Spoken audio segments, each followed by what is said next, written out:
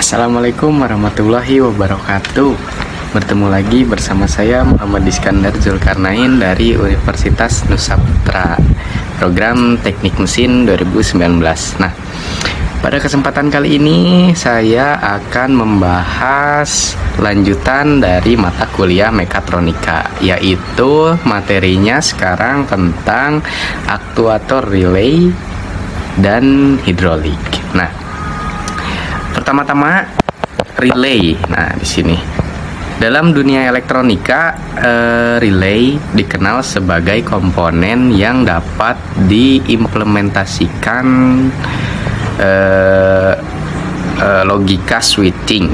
Nah, sebelum pada tahun 70-an, relay merupakan otak dari rangkaian pengendali. Nah, baru setelah itu muncul ada PLC. Nah, yang mulai menggantikan posisi relay. Nah, relay di sini paling sederhana ialah relay elektromekanis, yang mana memberikan pergerakan mekanis saat mendapatkan energi listrik. Secara sederhana, relay elektromekanis ini didefinisikan sebagai yang pertama alat yang menggunakan gaya elektromagnetik untuk menutup atau membuka kontak saklar. Kemudian yang kedua, saklar yang digerakkan secara mekanis oleh daya energi listrik.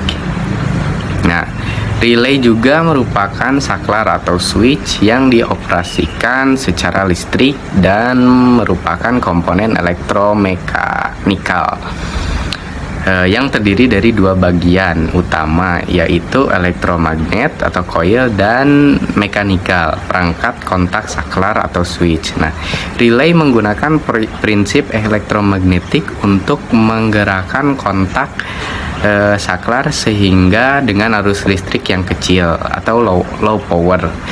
Nah, arus listrik yang kecil ini dapat mengantarkan listrik yang bertegangan lebih tinggi. Sebagai contohnya, dengan relay menggunakan elektromagnetik yang 5 volt dan 50 mA mampu menggerakkan armatur relay yang berfungsi sebagai saklar untuk menghantarkan listrik sebesar 220 volt 2 ampere. Nah, adapun komponen dan prinsip kerja relay. Nah, berikut saya gambarnya akan lampirkan dalam video.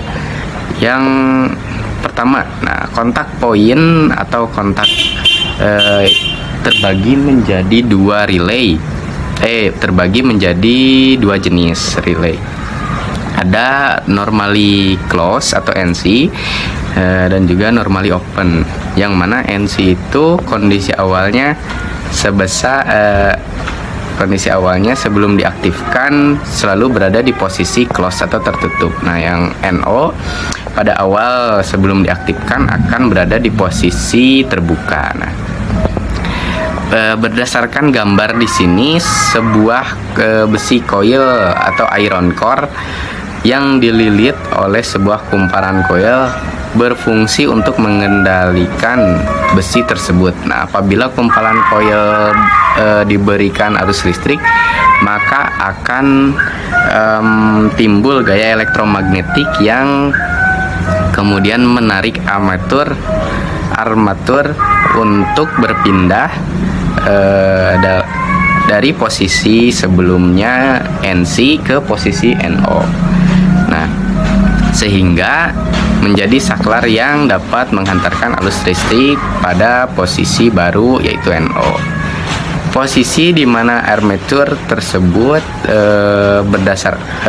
berada sebelumnya pada posisi NC akan menjadi open atau tidak terhubung pada saat dialiri arus listrik. Nah, armatur akan kembali lagi ke posisi NC. Coil yang digunakan untuk relay menarik kontak poin ke kontak poin ke posisi close pada umumnya hanya membutuhkan arus listrik yang relatif kecil. Nah, adapun fungsi dari relay ini yaitu satu remote control, yang kedua penyesuai voltage, yang ketiga ada pusat daya, yang keempat logika kontrol, yang kelima proteksi tegangan, yang keenam ada pengatur putaran motor DC. Nah, ada juga arti dari pole dan throw pada relay, yang mana relay merupakan salah satu jenis saklar. Maka istilah pole dan throw yang dipakai dalam saklar juga berlaku pada relay. Berikut adalah arti dari pole dan throw. Nah, pole ini banyak kontak atau yang dimiliki oleh sebuah relay. Kemudian ada throw ini banyaknya kondisi yang dimiliki oleh sebuah kontak. Nah,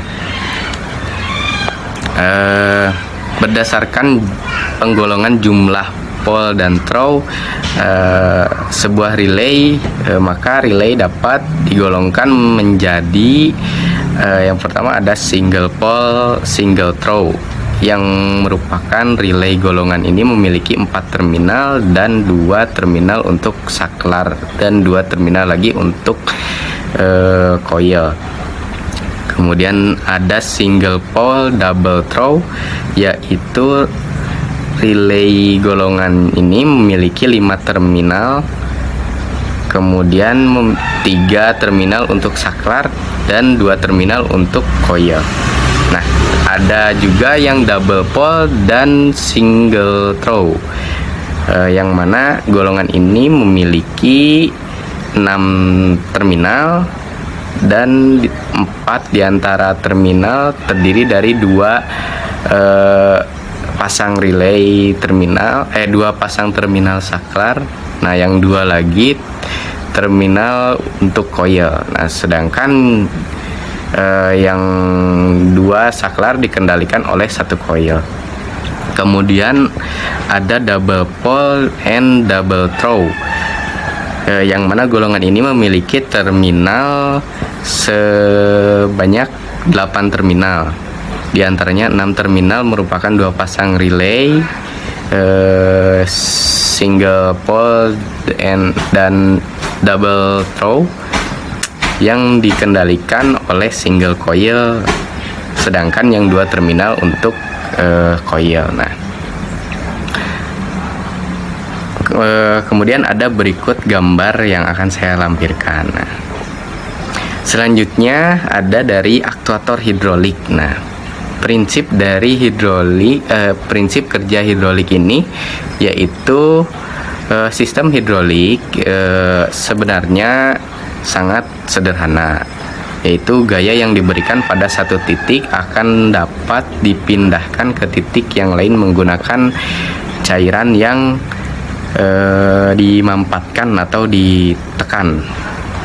Nah, cairan yang bisa digunakan adalah fluida, ya, bentuknya fluida.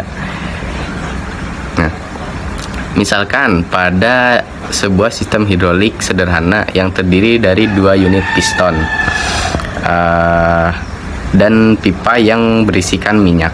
2 unit piston ini masuk ke dalam 2 unit silinder glass yang diisikan dengan minyak dan terhubung satu sama lain dengan pipa yang diisikan minyak. Nah, jika diberikan gaya ke bawah pada piston bagian satu sisinya, maka gaya tersebut akan ditransmisikan ke piston kedua yang berada di sisinya melalui minyak atau fluida di dalam pipa tersebut. Nah, kita ambil contoh sebagai berikut, yaitu misalnya dari cuci steam hidrolik mobil yang cuci steam. Nah, itu bisa dikatakan termasuk prinsip kerja hidrolik sederhana. Nah, adapun komponen-komponen hidrolik. Nah, yang pertama ada pompa. Pompa di sini yang digunakan untuk mengubah tenaga mekanik menjadi tenaga hidrolik. Nah, kemudian ada pipa dan selang. Nah, komponen ini yang digunakan untuk mentransmisikan atau meneruskan tenaga hidrolik. Yang ketiga ada katup, yang berfungsi untuk mengatur tenaga hidrolik atau mengarahkan. Kemudian yang keempat ada silinder hidrolik dan motor hidrolik, yang mana komponen ini berfungsi untuk merubah gaya tenaga hidrolik menjadi tenaga mekanik. Kemudian ada komponen-komponen tambahan dari sistem hidrolik, ya ada tangki digunakan sebagai wadah pada cairan fluida, kemudian ada pendingin dan pemanas yang mana diperlukan untuk menjaga suhu dari fluida atau oil supaya pada saat temperatur kerja dibutuhkan. Kemudian ada filter hidrolik yang mana menyaring kotoran pada oli hidrolik. Kemudian yang keempat ada alat ukur tekanan yang mana untuk mengukur tekanan sistem hidrolik. Kemudian yang kelima ada flow meter yang mana digunakan untuk mengatur laju aliran hidrolik. Nah, berikut materi yang saya sampaikan dari aktuator relay dan hidrolik. Bila mana ada kata kurang lebihnya, mohon maaf, saya pamit undur diri. Wassalamualaikum warahmatullahi wabarakatuh.